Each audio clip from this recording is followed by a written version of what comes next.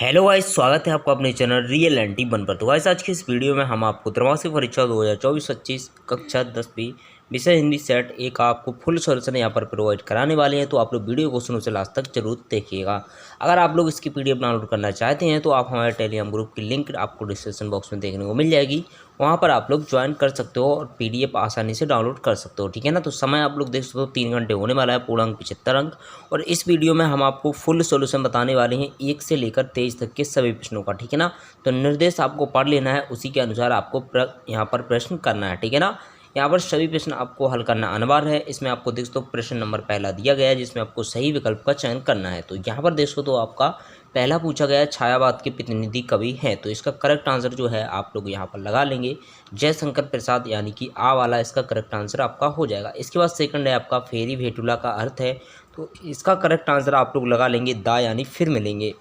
इसके बाद है आपका रसात्मक वाक्य काव्यम तो परिभाषा किस आचार्य की है। तो आचार्य विश्वनाथ की, इसका करेक्ट आंसर आप लोग सार लगा लेंगे। इसके बाद है आपको कस्बे के चौराहे पर प्रतिमा लगी थी। तो इसका करेक्ट आंसर आप लोग लगा लेंगे यहाँ पर सुभाष चंद्र बोस की, दा इसका करेक्ट आंसर हो जाएगा। इसके बाद है आपका पाँचवा, दो शब्दों का अपने विभक्ति चिन्हों को छोड़कर आपस मिलना कहलाता है। तो इसका करेक्ट आंसर जो हो जाएगा आपका 5 का, इसका हो जाएगा समास, ठीक है ना। वह इसका करेक्ट आंसर आप लोग लगा लेंगे। मैया चावल अमनिया कर रही थी, अमनिया का अर्थ है। तो यहाँ पर करेक्ट आंसर जो हो जाएगा आपका यहाँ पर वाह, यानी साफ करना, ठीक है ना। इसके बाद है आपका प्रश्न नंबर दूसरा, रिक्त स्थानों की पूर्ति कीजिए, जो कि आपके 1 × 6 यानी कि 6 अंक यहाँ पर कन्फर्म होने वाले हैं। तो रिक्त स्थानों की पूर्ति करने के लिए आपको पहला यहाँ पर पूछा गया है सूर्य की भक्ति ... भाव की है। तो यहाँ पर आपको करेक्ट आंसर लगा लेंगे साक्ष्य, ठीक है ना। साक्ष्य इसका करेक्ट आंसर हो जाएगा। विस्तृत कलेवर वाले काव्य को कहते हैं। तो यहाँ पर होता है आपका महाकाव्य। क्या विस्तृत जिसमें रहता है वो आपका महाकाव्य होता है।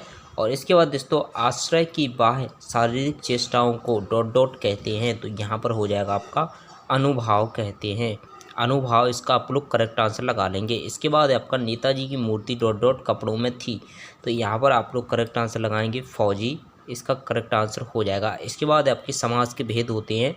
तो यहाँ पर होते हैं 6, भोलानाथ और उनके साथी के बिल के पानी उलीचने लगे। तो यहाँ पर करेक्ट आंसर हो जाएगा आपका चूहों के बिल के पानी उलीचने लगे। इसके बाद है आपका प्रश्न नंबर तीसरा, निम्नलिखित कथनों के समक्ष सत्य असत्य लिखिए। 6 अंक आपके यहाँ पर दिए गए हैं।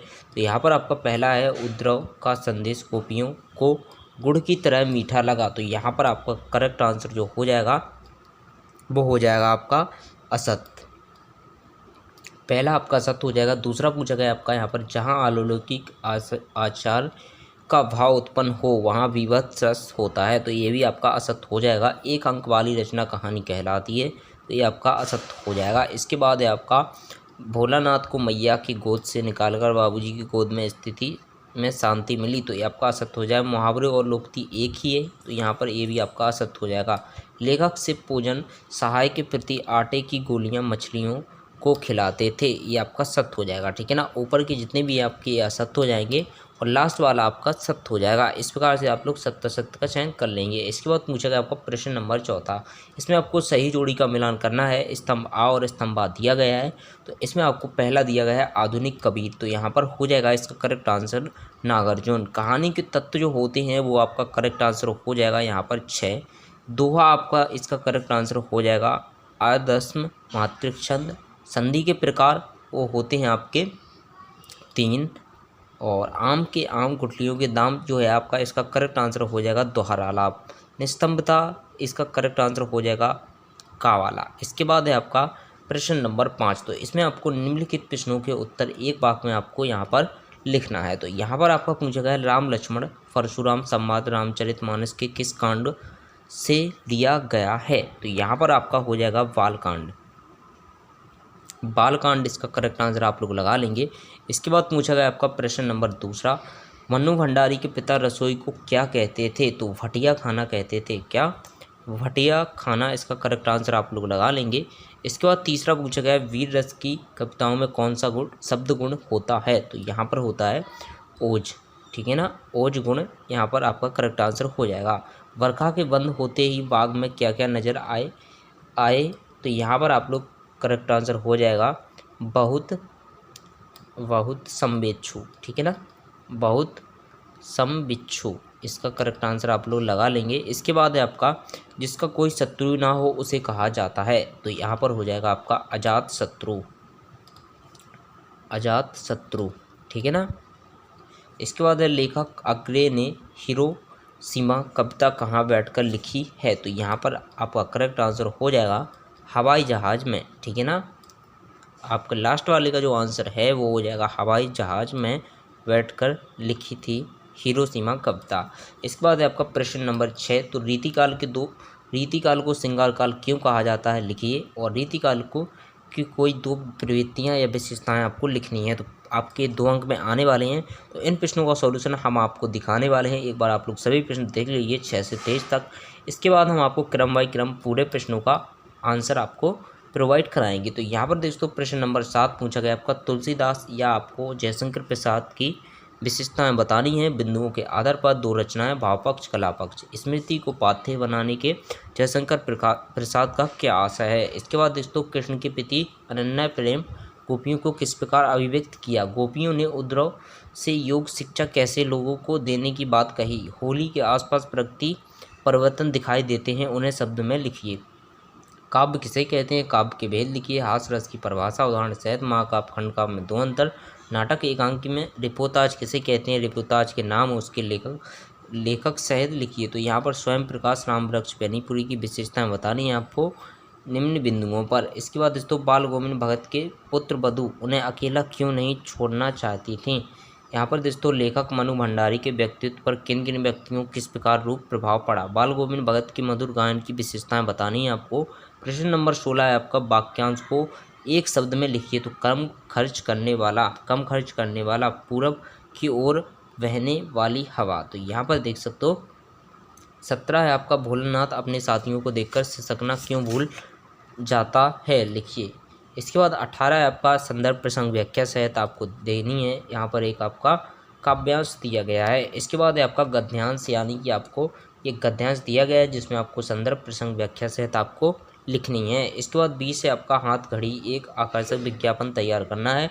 21 में आपका काव्यांश दिया गया है जिसको आपको पढ़कर इसका आंसर लिखना है। इसके बाद दोस्तों प्रश्न नंबर 22 में आपकी एक एप्लीकेशन दी गई है। जिलाधीश अधिकारी को ध्वनि विस्तार के यंत्रों पर प्रतिबंध लगाने हेतु आवेदन पत्र आपको लिखना है, ठीक है ना। हाई स्कूल की यहाँ पर सूची में प्रथम स्थान प्राप्त करने के लिए अपने मित्र को बधाई पत्र, और इसमें आपका लास्ट है जो वो है निबंध, इसमें आपको कर लेना है। तो चलिए यहाँ पर सभी प्रश्नों का आपको सॉल्यूशन सबसे पहले दिखा देते हैं। तो यहाँ पर देख सकते हो ये आपका प्रश्न नंबर पहले का सॉल्यूशन दिया गया है। इसके बाद आपको प्रश्न नंबर 2, प्रश्न नंबर 3 और प्रश्न नंबर 4 आपका सही जोड़ी दी गई है, प्रश्न नंबर 5।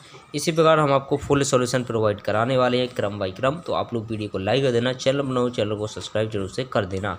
तो प्रश्न नंबर 6 का उत्तर यहाँ पर देख सकते हो रीतिकाल में कवियों को श्रृंगार रचनाएं लिखी हैं, इसलिए कारण रीतिकाल को श्रृंगार काल कहा जाता है। तो यहाँ पर देख तो प्रश्न नंबर 6 का अथवा का आपका हो जाएगा आंसर।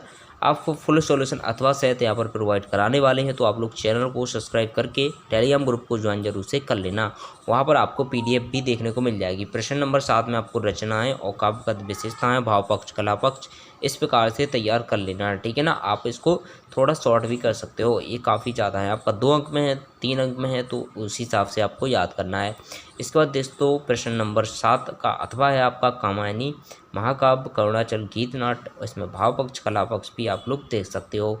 इसके बाद है आपका प्रश्न नंबर 8 का उत्तर। तो स्मृति को पार्थ अर्थात रास्ते का भोजन या सहारा संभाल बनाने का आशय है कि कभी अपने बीते जीवन का मधुर सुखद स्मृतियों के सहारे ही जीना चाहता है। इसके बाद प्रश्न नंबर 8 का अथवा देख सकते हो आप, यहाँ पर दिया गया है। इसके बाद नेक्स्ट आपका प्रश्न नंबर 9। अगर आप लोग इसकी PDF डाउनलोड करना चाहते हैं तो आप हमारे टेलीग्राम ग्रुप को ज्वाइन कर सकते हो, लिंक आपको डिस्क्रिप्शन बॉक्स में देखने को मिल जाएगी। प्रश्न नंबर 9 का अथवा देख सकते हो, यहाँ पर होली के समय चारों तरफ वातावरण को रंगों से भर जाता है, चारों तरफ रंग ही रंग बिखरे हैं। इस प्रकार आप लोग पूरा सॉल्यूशन इसका कर लेना है। इसके बाद प्रश्न नंबर 10 का आंसर आपका दिया गया है। काव्य उस छंदाबद्ध लयात्मक साहित्यिक रचना को कहती हैं जो श्रोता या पाठक के मन में भावात्मक आनंद की सृष्टि करता है। इसके दो भेद होते हैं, श्रव्य काव्य और दृश्य काव्य। इसके बाद है आपका प्रश्न नंबर 10, हास रस की परिभाषा ये दी गई है और इसका उदाहरण आपको ये दिया गया है। प्रश्न नंबर 11 है आपका महाकाव्य और खंडकाव्य में अंतर देना है, तो ये आपका अंतर दिया गया है। इसके बाद दिया गया है आपका प्रश्न नंबर 11, नाटक और एकांकी में अंतर, तो यहाँ पर आप लोग इनको कर लेना याद। इसके बाद है आपका प्रश्न नंबर 12 दिया गया है, वास्तव में रिपोर्ट के कलात्मक साहित्य रूप से रिपोर्टाज कहते हैं, तो ये आपको यहाँ पर पूरा का आंसर इसका याद कर लेना है। इसके बाद है आपका प्रश्न नंबर 12 का अथवा, तो प्रश्न नंबर 12 का अथवा आप लोग यहाँ से यहाँ तक कर लेना। इसके बाद नेक्स्ट आपका प्रश्न नंबर 13, इसमें आपको कृतियाँ लिखनी थी जिसमें आपको उपन्यास, रेखा चित्र, निबंध, कहानी, जीवनी, भाषा शैली, वर्णनात्मक शैली, भावात्मक शैली, इस प्रकार से आपको इनको शैलियों को लिख लेना है और अच्छे से आप लोग तैयार कर लेना। प्रश्न नंबर 14 में आपका देख सकते हो, भगत के बुढ़ापे का वह एकमात्र सहारा थी। इस प्रकार आप लोग यहाँ पर फुल सॉल्यूशन इसका आप लोग क्रम बाई क्रम सभी देख सकते हो, सभी का आंसर दिया गया है, तो यहाँ पर आप लोग इनका आंसर लिख लेना। प्रश्न नंबर 15 का उत्तर दिया गया है, पिताजी का प्रभाव, तो इसको आप लोग लर्न कर लेना। इसके बाद आपका आगे दिया गया है प्रश्न नंबर 15 का अथवा बाल गोविंद भगत दिया गया है। इसके बाद नेक्स्ट आपका होने वाला है यहाँ पर अथवा बाल गोविंद भगत के गीतों के एक विशेष प्रकार के आसन थे। यहाँ पर ये आपका क्वेश्चन नंबर 15 का अथवा हो जाएगा, तो इसका आंसर आप लोग लिख लेना। इसी प्रकार आपके क्वेश्चन नंबर देख सकते हो, प्रश्न जो 16 है आपका, इसका आंसर हो जाएगा। देख सकते हो प्रश्न नंबर 16 का आंसर यहाँ पर दिया गया है। आप लोग क्रम बाई क्रम सभी क्वेश्चनों को याद कर लेना, जितने भी मैं बता रहा हूँ आपको सभी क्वेश्चन एक तरफ से पूरे के पूरे प्रश्न नंबर 1 से 23 तक के सभी प्रश्न आपको याद कर लेने, ठीक है ना। तो फुल सॉल्यूशन मैंने आपको प्रोवाइड करा दिया है, देख सकते हो। और जितने भी क्वेश्चन हैं आपका सभी का आंसर यहाँ पर देख सकते हो, ये दिया गया है प्रश्न नंबर 18। और प्रश्न नंबर 18 के बाद आप लोग देख सकते हो प्रश्न नंबर 18 का अथवा दिया गया है, ठीक है ना। तो आपको फुल सॉल्यूशन यहाँ पर हमने प्रोवाइड कराया है, तो वीडियो को लाइक कर देना, चैनल पर नए चैनल को सब्सक्राइब जरूर से कर देना।